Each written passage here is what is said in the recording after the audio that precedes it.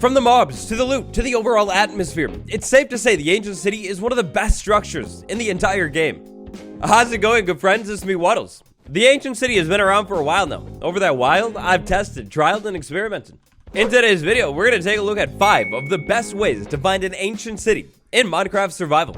Leave a like to help me out and let me know I should make more videos like this, and let's go. The first method we're going to take a look at is what I like to call a trial and error. The supplies that you're going to want to have for this method are pickaxes, like a lot of pickaxes, and probably a shovel or two as well. If you're trying this method, over 100%, go into this with a water bucket as well, and probably some feather falling boots. Or at the least, if you can't get that enchantment, go with a potion of slow falling or 2 or 3. Just have those ready. As with almost every other method we're going to talk about today, having an elytra might help you out huge time. Trial and error. So, trial and error is kind of self-explanatory. But before we start trialing and erroring, there are a couple things that we should know.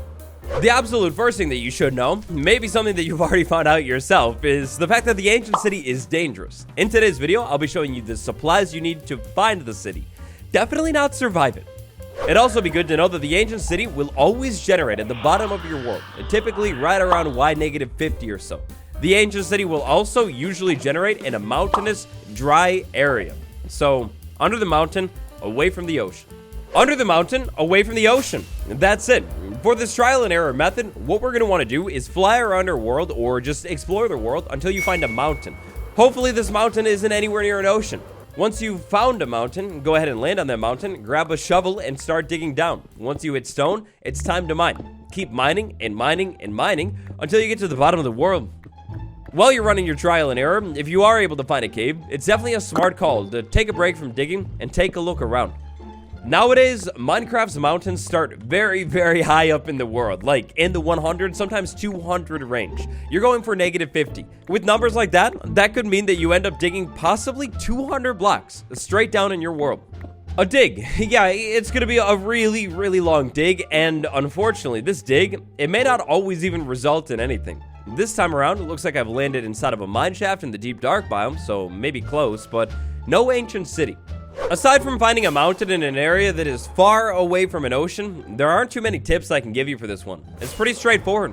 When I say mountain, definitely look for one of the caves and cliffs mountain biomes, and not just any old hill that kind of looks like a mountain. And when you're digging straight down, if you're worried about falling into lava or something like that, definitely a possibility, then try that 2-block mining trick.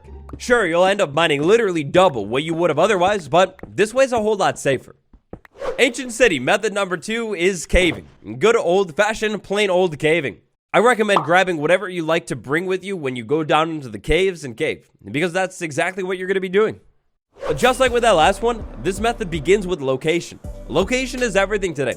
Unless you literally want to waste your time, don't do your caving under like an ocean or something like that. You won't find the city. Instead, do your caving underneath some kind of a big mountain that again is dry. This is very, very important. So find a mountain that is big and dry, and then find a cave, and then head down into the cave and start caving. That's like literally all there is to this method. Let's take a break and think about how the Ancient City and the gameplay around it was designed for a second. Intentionally, the devs skipped out on a quick and easy way to actually locate the Ancient City. You don't have something like an Eye of Ender that you can throw and just find this thing. Additionally, in Minecraft, you mine. So with those 2 big things in mind, we can go ahead and make a couple assumptions when it comes to how the devs intended for us to actually find the Ancient City. It's probably safe to assume that if we're playing the game the way the devs want us to play it, then they probably want us to go into the caves and explore the caves, spend some time under the ground, and hopefully eventually come across an Ancient City. If that is what they want us to do, then fine, we'll go ahead and do that. Head down into the caves and follow the caves until hopefully they go to the deepest parts of your world. Once you've made it all the way to the deepest part of your world, hopefully you find a deep dark biome, and hopefully an Ancient City too. The biggest tip that I can give you for this caving method is really just find a cave and follow the cave and enjoy your time down inside of the caves. Take your time and try and stop and collect all of the ores. The ores are going to help you out with other things. And if you do find a deep dark biome and it's kind of looking maybe a little bit suspicious, take some time and mine out the skulk. Maybe the skulk is cutting off more of the cave. And speaking of skulk, if you caught my diamond mining video, then you know that this stuff might be the ticket to profits too. When you're looking for one specific thing and you just can't seem to find it, it's frustrating for sure. We've all been there.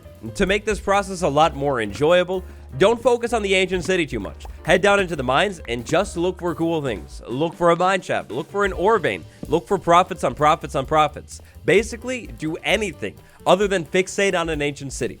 And if you do find a deep dark biome, then try and stick near that deep dark biome. If you find a stretch of the cave that seems to exit the deep dark biome, then odds are that's probably the wrong way. Other than your standard mining tips like night vision potions and shulker boxes, I really wish that I had more tips for you for this one, but I don't. Just try and enjoy your time down in the caves. Back up here on the surface, I'd like to play a little game. Today we're going to take a look at 5 different methods for finding an ancient city. We'll make things a little bit more fun and more useful to you by comparing the methods, ranking them in a chart from best to worst. Trial and error is okay, but I mean, potentially fast, but there is the error part, and it's also kind of boring. Caving, on the other hand, oh boy, way more interesting, like a million times more interesting than digging straight down, plus there's those sweet bonus profits too. If you like digging and nothing else, this next method is 100% the method for you. To pull this thing off, you're gonna need pickaxes and pickaxes and pickaxes, and maybe a little bit of mending too. Prepare to have your mind blown, because a Minecraft world, well listen friend, a Minecraft world, it is made out of blocks. A lot of blocks. Did you know that you can mine through these blocks at the bottom of your world to maybe find exactly what you're looking for? As you probably know, the ancient city is large. Like, this is easily Minecraft's biggest structure. Not only is the city large, but it also consistently generates at the same Y range, -50 or so. Meanwhile, the top of the city, consistently -21. Armed with those numbers and probably a lot of pickaxes, we can head down to the deepest part of our world and do a little bit of work here. So check this out. If the top of the portal generates typically around that spot right there, and then the bottom of the ancient city typically generates like pretty much right at bedrock right here, we've got quite a bit of range right there.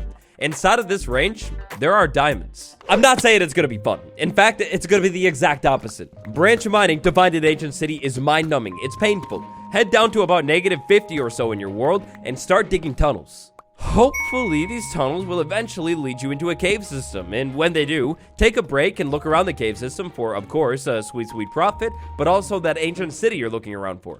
If you find nothing, make your way back to -50 or so and continue digging the tunnel. Now, these tunnels should not be like your normal branch mine tunnels. The ancient city is like 200 blocks wide in both directions. It's huge.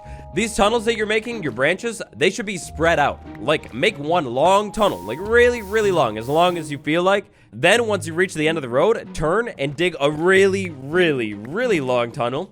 Like, legit long. I recommend making your tunnels, like, spaced out by, like, 150 or so blocks. So, a lot of space in between your tunnels. By branching your tunnels out and spacing them out so far, there's a good chance that you'll end up running into different cave systems. And of course, if there's an ancient city anywhere within those tunnels, you're gonna run into it. It's huge.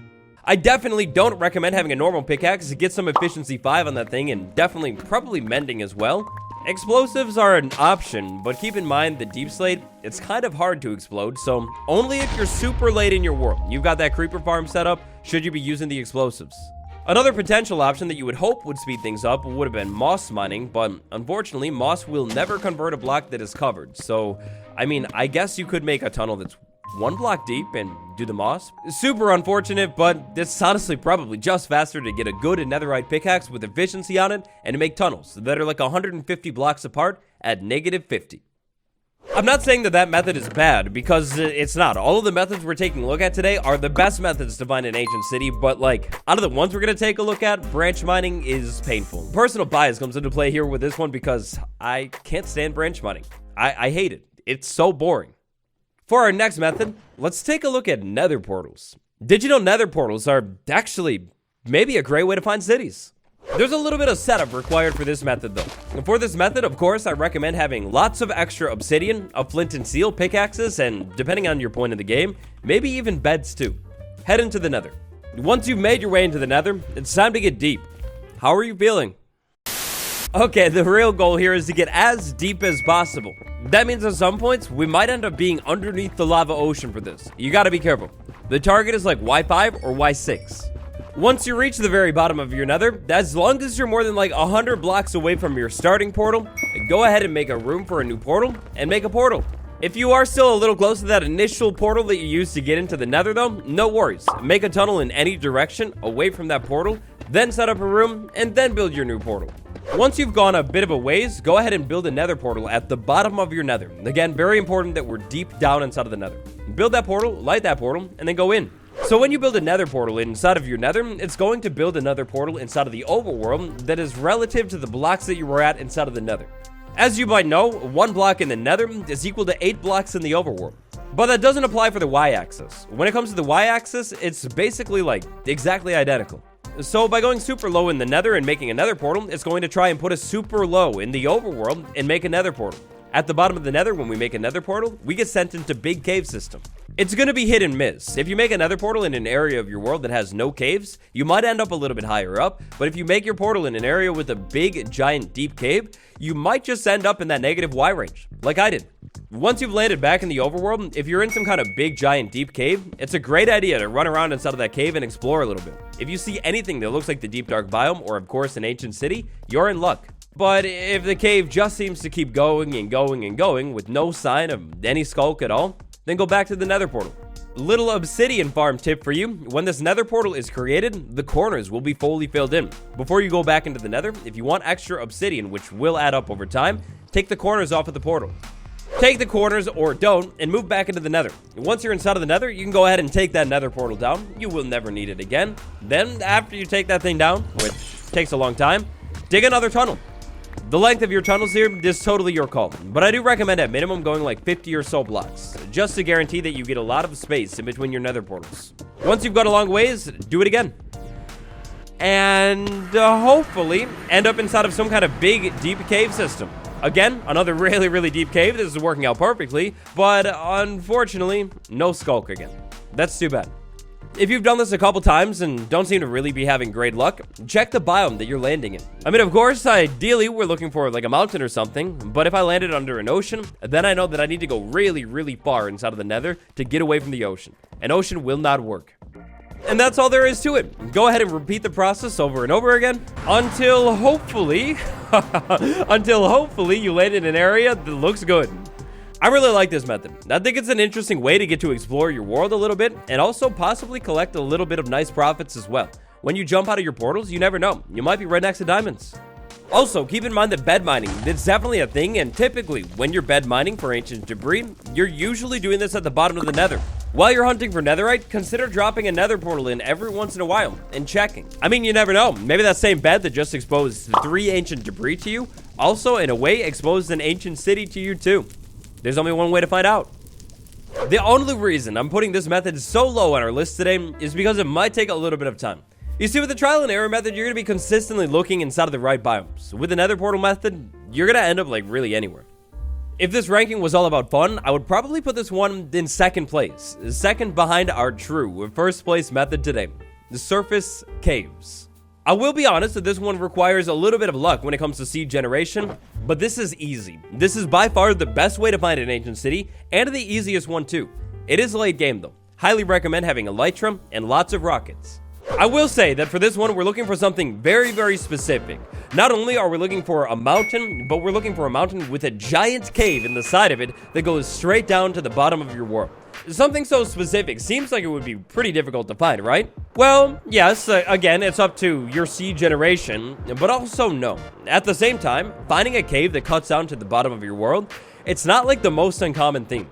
So check out this cave right here. This cave is in one of the best 1.19 seeds I've ever seen. I actually made a different video on it. If we go ahead and jump into this cave, the cave is big and it's really deep. As you can see here, this cave cut right down to the bottom of the world and an ancient city. It's gonna take a little bit of luck, but it's not impossible to find a cave with an ancient city that can see the sunlight. Even more crazy is how easy this method is to actually pull off. To pull this thing off, all you're gonna need is really an elytra, rockets, and maybe mending on that elytra.